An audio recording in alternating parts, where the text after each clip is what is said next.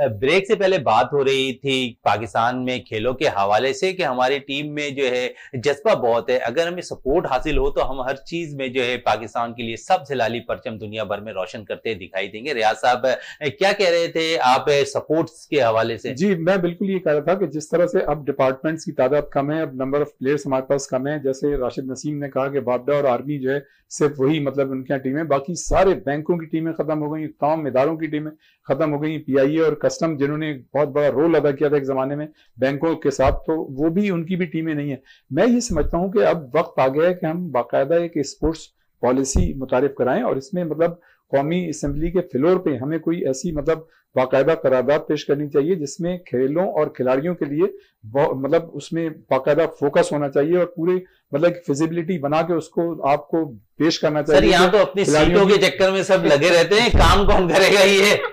यही तो मसला है। असल में हमारा मसला ये है कि हम जो हमारे माशरे की जो मतलब जो तरजीहात हैं वो कुछ और हो गई हैं और माशरे की इखलाकी अक़दार जो हैं कोलैप्स कर गई है। जिंदगी मुख्तलिफ शोबे में उसका ये रिफ्लेक्शन है और तो कोई भी इदारा जो इससे बाहर नहीं है और इंडिविजुअल कैपेसिटी में भी वो लोग जिन पे ये जिम्मेदारियां आयद होती हैं कि वो कम से कम खेलों के लिए और हेल्थी एक्टिविटीज को फरोग देने के लिए अपना किरदार वह करेंगे, वो भी नहीं कर रहे हैं। मैं ये समझता हूँ कि कौमी स्पोर्ट्स पॉलिसी आनी चाहिए और उसके तहत जो तमाम स्पोर्ट्स पॉलिसी पॉलिसी पे अमल होना चाहिए। जिस तरह कह रहे हैं रियाज साहब ने इतनी जबरदस्त बात की है। यहाँ तो सर हाल ये है, क्योंकि मैं स्पोर्ट्समैन हूं, जब बच्चा इंटरनेशनल इवेंट में जा रहा होता है ना तो वो अपने जेब से जा रहा होता है। यानी कि अगर किसी भी खेल के अंदर चले, क्योंकि मैं मार्शल आर्ट से ताल्लुक रखता हूं तो मार्शल आर्ट में बहुत सारी गेम्स होती हैं, तो आप किसी भी एथलीट से इंटरव्यू ले लें, 90% जो हमारे एथलीट जा रहे हैं इंटरनेशनल टूर्नामेंट खेलने के लिए वो बाहर अपने खर्चे पे जा रहे हैं। टिकट वो बेचारे खुद खरीद रहे हैं, वीजा अपना खुद, वीजा तो खैर वो लगवा रहे हैं लेकिन वो पैसे उसके पे कर रहे हैं। फिर इधर बाहर जा रहे हैं जो उसकी टूर्नामेंट भी आ रहा है, उसके बाद अगर के पास भी अगर वो पहुंचता है स्पोर्ट्स सेक्टर, उससे 10 सवालात कर लिए जाते हैं। और फिर इसके अंदर मैं आपको एक और बात बताता हूं कि एक बच्चा है वो, अगर मैं स्पोर्ट्समैन हूं, मैं कहीं जॉब करता हूं तो मैं कितने मतलब पैसे कमा लूंगा। 40,000 की मेरी जॉब होगी, 50,000 की जॉब। एक डिपार्टमेंट जब जॉब देता है तो ये सपोर्ट दे रहा होता है। अगर मैं अपने रिकॉर्ड्स की बात करूं या एक अच्छे एथलीट की बात करूं जो ट्रेनिंग करता है, मेरे हिसाब से मैंने जो कैलकुलेट किया कि मिनिमम भी अगर आप जाए ना तो आपको अच्छी खुराक और अपनी पूरी डाइट को कंप्लीट करने के लिए पूरा एक पैकेज वो आपका तकरीबन 1 लाख रुपए की आपको 1 मंथ में जो है वो जरूरत पड़ जाती है। और फिर अगर मैं अपने रिकॉर्ड्स की बात करूं तो फिर रिकॉर्ड्स जो मैं बना रहा हूं उनकी ट्रेनिंग करने के लिए बाद मरतबा मुझे एक रिकॉर्ड के लिए 3 से 4 लाख रुपए की जरूरत होती है। तो अब जब हम अपने एथलीट को ये डिपार्टमेंट की जॉब नहीं देंगे या हम उसको 50,000 की, 60,000 की, ये बेसिकली एक सपोर्ट है। आप कोई एहसान नहीं कर रहे उनको, आप एथलीट को जॉब भी अगर दे रहे हैं डिपार्टमेंट, बेसिकली ये उनकी खिदमात है, ये उनकी खिदमात है जिसका सिला आप उनको दे रहे हैं कि यार ठीक है आपने पाकिस्तान के लिए इतना सर्व किया, आप पाकिस्तान के लिए इतनी मेहनत कर रहे हैं। जब उसको ये सेटिस्फेक्शन होगी कि यार मुझे लाख रुपए, 2 लाख रुपए या 5 लाख रुपए एक जगह से आ रहे हैं, तो वो अपनी एफर्ट करेगा, अपनी मेहनतें, अपनी जितनी भी तवानाई है उसका जो फोकस है वो सिर्फ एक जगह पे चला जाएगा कि यार मैंने सिर्फ जो है वो रिकॉर्ड बनाना है, मैंने जो है वो पाकिस्तान को इंटरनेशनल लेवल पर रिप्रेजेंट करना है, मैंने वर्ल्ड चैंपियन बनना है, मैंने एशियन चैंपियन बनना है। और वरना फिर ये होगा कि हम आने वाले, अगर जैसे रियाजुद्दीन साहब ने कहा कि हमें स्पोर्ट्स पॉलिसी मुतारिफ करानी चाहिए, वरना अगले जब 3 साल गुजरेंगे, 4 साल के बाद जब दोबारा 3 साल के बाद ओलंपिक आएंगे और हमारा रिजल्ट वही 0 आएगा और फिर हम रो रहे होंगे और फिर हर टीवी शो के अंदर प्रोग्राम हो रहा होगा और फिर सब कह रहे होंगे कि यार हमें ये करना चाहिए। कहां से? जब आपके पास आप एक चीज देख लें कि नेशनल कोचिंग सेंटर है, वहां आप जाकर देख लें उसका हाल, तो आपको नहीं लगता कि वहां से कोई एथलीट निकल कर आए? सर आप फैसिलिटीज देखिए ना वहां पे। आप सर हम इंटरनेशनल पे जब जाते हैं, मैं टूर्स करता हूं इंटरनेशनल मुख्तलिफ रिकॉर्ड्स के लिए, वहां पे मैं जब किसी जिम, एक नॉर्मल से अगर मैं जिम में चला जाऊं या नॉर्मल सी एक फैसिलिटी जहां पे उन्होंने प्रोवाइड की होती है, तो वो भी हमारे नेशनल कोचिंग सेंटर से या दूसरी जगहों से जो है ना वो ज्यादा फैसिलिटेड होती है। तो हम देखते हैं कि यार काश कि हमें ये चीजें पाकिस्तान में मिल जाए ट्रेनिंग करने के लिए। मतलब इतनी जदीद किस्म की लेवल की वो लोग ट्रेनिंग कर रहे हैं। फिर एक एक एथलीट के साथ उनका पूरा एक ग्रुप होता है जो काम कर रहा होता है। हमारे यहाँ पे बेचारा एथलीट अपने बलबूते पे खा रहा है, दाल चावल खा के जो है वो एशियन चैंपियन बनने चला जाता है। तो यहाँ पे तो ये हाल है सर। अच्छा, इसमें एक बात है, राशिद नसीम की बात को मैं आगे बढ़ाऊंगा। देखें, इसमें तो कोई शक नहीं कि हमारे मतलब टैलेंट बहुत है और बड़ा पोटेंशियल है और दुनिया में हमने रिकॉर्ड भी कायम किए, हमारी टीमों ने बड़े बड़े एजाज़ात हासिल किए हैं।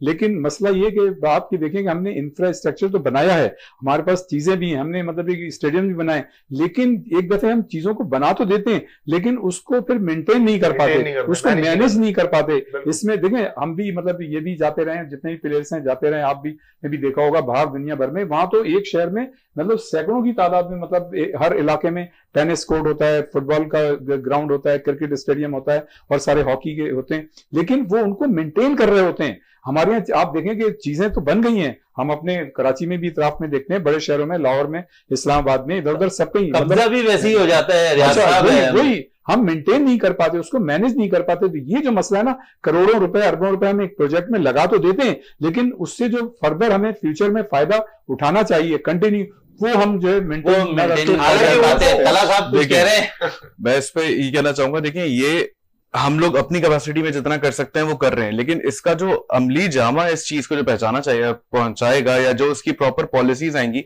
वो गवर्नमेंट और हुकूमती सतह से आनी चाहिए। तो इसके लिए हमारे जो सीनियर स्पोर्ट्समैन है, सीनियर तज्जिया निगारा में, हमें इनको सिस्टम में इन्वॉल्व करना चाहिए। जो हमारी हुकूमती इदारे हैं उसमें इनकी इन्वॉल्वमेंट होनी चाहिए as a consultant, as a trainer, as a किसी भी फॉर्म में, क्योंकि ये लोग वो हैं जो ऑन ग्राउंड चीजें देख रहे हैं और समझ रहे हैं। जब तक हुकूमती सतह पर इनकी इन्वॉल्वमेंट नहीं होगी और फैसलों में इनका हिस्सा नहीं होगा, तब तक आपके फैसले दुरुस्त नहीं होंगे। दूसरी चीज ये कि जब आप हुकूमती सतह से चीजें आ रही होंगी तो फिर उसका इम्पैक्ट भी उतना ही बड़ा होगा। जो उन्होंने मेंटेनेंस की बात करी वो फिर मेंटेनेंस भी उसी हिसाब से होगी। सो अगर हम ये अपने हिसाब से करते रहेंगे तो हम एक आवाम अपने बजट में ज्यादा वो नहीं कर सकती। अगर वो हुकूमती बजट के तौर पर हो रहा होगा तो वो उसका इम्पैक्ट भी बहुत ज्यादा मल्टीप्लाई होगा। तो इसीलिए मैं कहता हूं कि हर इदारे की, हर शोबे जात की हुकूमत में रिप्रेजेंटेशन होनी चाहिए। एनजीओ इंडस्ट्री है, एनजीओ इंडस्ट्री की, स्पोर्ट्स इंडस्ट्री की सपोर्ट की बहुत ज्यादा जरूरत है। राशिद भाई, सबसे पहला जो रिकॉर्ड आपने बनाया था उसके बाद कितनी खुशी हुई थी, और उस वक्त जिस तरह हुकूमत साहब पे सरपरस्ती के हवाले से जिक्र कर रहे हैं, तो उस वक्त हुकूमत ने कोई सरपरस्ती की थी आपको जब पहला रिकॉर्ड आपने बनाया था? देखिए, जब पहला आलमी रिकॉर्ड बनाया ना तो उसमें भी मुझे तकरीबन 8 साल लगे। 2003 के अंदर जो है ना, मैंने इरादा किया कि मुझे 2004 के अंदर ये जी मुझे एक वर्ल्ड रिकॉर्ड बनाना है और मुझे गिनीज वर्ल्ड रिकॉर्ड की तरफ जाना है। मैंने बेसिकली एक टीवी शो देखा था, AXN एक टीवी चैनल है वहां पर, और फिर उसके बाद जब मैंने इरादा किया तो वही बात जो हमारी हो रही है अभी के फैसिलिटीज नहीं है, पहुंचना कैसे वर्ल्ड रिकॉर्ड्स तक, वहां तक कि क्या तरीकाकार है, कुछ भी नहीं है, मतलब सिस्टम नहीं है तो कुछ पता भी नहीं है। तो 8 से 10 साल लग गए मुझे पहला आलमी रिकॉर्ड बनाने में। और इतना अगर मुझे आज से 10 साल पहले मौका दिया जाता, 2003 में जब मैंने सोचा था, 2005 में अगर मैंने वर्ल्ड रिकॉर्ड बनाना शुरू कर दिए होते तो मेरे ख्याल में आज तो मैं 200 आलमी रिकॉर्ड बना चुका होता। तो मुझे उस वक्त जाके मौका मिला जब मैं अपनी जिंदगी का जो मार्शल आर्ट का जो पीक था वो गुजार चुका था। और उसके बाद मुझे 2013 के अंदर जाके पहली मर्तबा आलमी रिकॉर्ड बनाने का मौका मिला। उस वक्त तक मेरा फाइटिंग कैरियर भी जो है वो खत्म हो चुका था। मैंने फाइटिंग से भी रिटायरमेंट ले ली थी कि यार बस बहुत खेल लिया, अब क्या करना है, बस काफी है। फिर जब मैं वर्ल्ड रिकॉर्ड की तरफ आया तो तब मैंने दोबारा से जो है इस पर मैं पंजाब यूथ फेस्टिवल का शुक्रिया अदा करूंगा, क्योंकि उन्होंने पहली मर्तबा जो है मैंने उनके पास जब मैं गया तो उन्होंने वहीं से ही मैंने आलमी रिकॉर्ड बनाना शुरू किए। तो उन्होंने उस वक्त जो है वो जरूर सपोर्ट किया था पहले ही दफा जब मैंने आलमी रिकॉर्ड बनाया, लेकिन उसके बाद से लेके अब तक तो। अच्छा राशिद भाई, मार्शल आर्ट्स का गेम आप समझते हैं कि स्कूलों के अंदर भी बहुत ज्यादा एक्टिव होते दिखाई दे रहे हैं, वहां से भी बड़े खिलाड़ी निकलकर सामने आ रहे हैं, जिस तरह आप एकेडमी चला रहे हैं, तो समझते हैं कि जो स्कूल्स वाले हैं उन्हें भी अब जो है इस तरफ तवज्जो देनी चाहिए? सर, स्कूल्स के अंदर जो है वो मार्शल आर्ट कराई जाती है स्कूल्स के अंदर, लेकिन ये भी एक अलमिया है कि स्कूल्स के अंदर जो मार्शल आर्ट हो रही है वो बराए नाम हो रही है।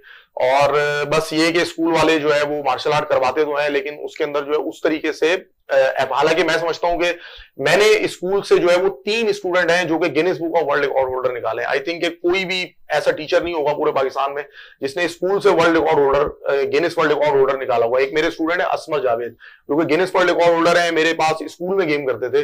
मैंने उनको फाइंड आउट किया, फाइंड आउट करके मैं उनको क्लब लेकर गया, फिर मैंने वहां पे उनको ट्रेनिंग कराई और आज अल्हम्दुलिल्लाह वो इंटरनेशनल ताइक्वांडो प्लेयर भी हैं, नेशनल लेवल पे चैंपियनशिप खेल चुके हैं, और इसके अलावा उन्होंने Guinness book of world record बनाया। फिर इसके अलावा मेरे स्टूडेंट है सैयद मारिज हुसैन, जो कि 2 मरतबा जो है उन्होंने Guinness book of world record बनाया। फिर एक स्टूडेंट थी मेरी अतूबा, उन्होंने भी जो है वो वर्ल्ड रिकॉर्ड बनाया हुआ गिनीज से। उनको भी मैंने एक स्कूल से ही फाइंड आउट किया और मैं उनको क्लब में लेकर गया। मैंने उनके पेरेंट्स से बात की कि यार इस बच्ची में बहुत टैलेंट है, इसको हमें आगे प्रमोट करना चाहिए। बिल्कुल आगे प्रमोट करना है। तला साहब, रमजानुल मुबारक में कितने मुस्तहिक खानदानों को आप लोगों ने जो है फैसिलिटीज फराम की?